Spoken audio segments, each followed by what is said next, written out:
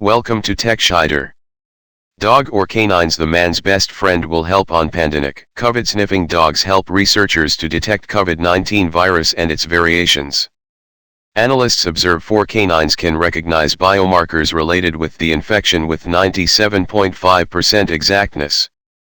With a feeling of smell up to multiple times more touchy than people. Canines have been utilized in the help of tracking down everything from stash to edit molds to malignant growth. However, while scientists initially started investigating whether canines could be powerful specialists in the battle against COVID-19 right off the bat in the pandemic, just lately have indisputable, peer-looked into studies started checking the speculation that canines know COVID when they smell it.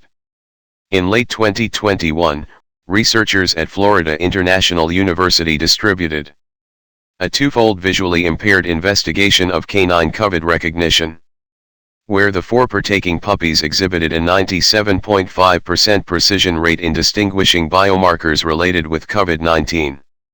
It's perhaps the most noteworthy rate I've at any point seen. And I've been accomplishing this work for more than 25 years with a wide range of identifier canines, says Fuse Dr. Ken Furton, a main researcher in scientific science having some expertise in aroma recognition. It's truly striking. One more review from the London School of Hygiene and Tropical Medicine. Observed canines could recognize COVID 82% up to 94% of the time, while ongoing German exploration put their prosperity rate at 95%. Canines are fit for summing up sense, which means they can identify all presently known COVID-19 variations, like how they can perceive all way of explosives when prepared, clarifies Furton.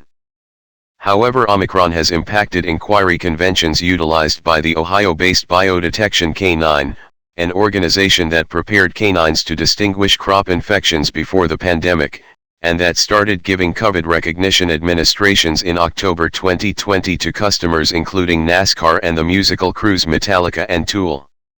Omicron, more than some other variation, has changed the science of the contamination, clarifies the organization's leader, Jerry Johnson.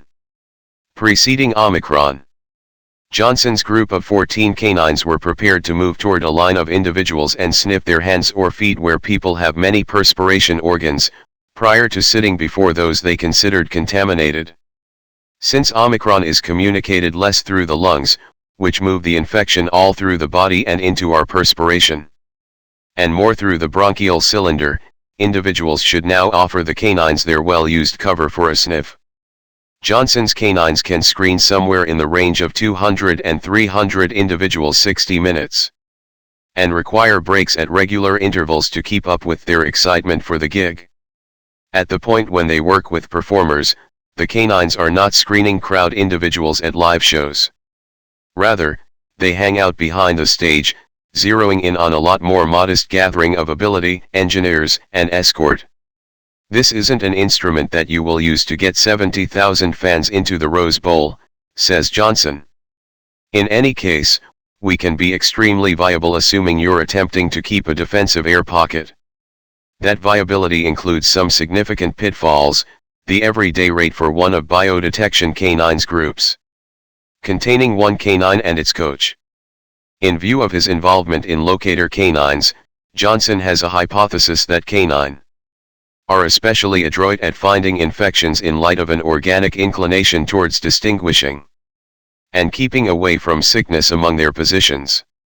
The rationale is that a wolf in the wild can't muster enough willpower to care about cocaine and explosives, or different things we train canines to find, however would be normally intrigued by the well-being of their pack. A few establishments are preparing their own canines to recognize COVID. For example, the Freetown-Lakeville Territorial School Region in Massachusetts, which worked with FEU to transform Labradors Hunter and Duke into school well-being reviewers the previous summer. Canines are not yet a FDA-supported indicative device.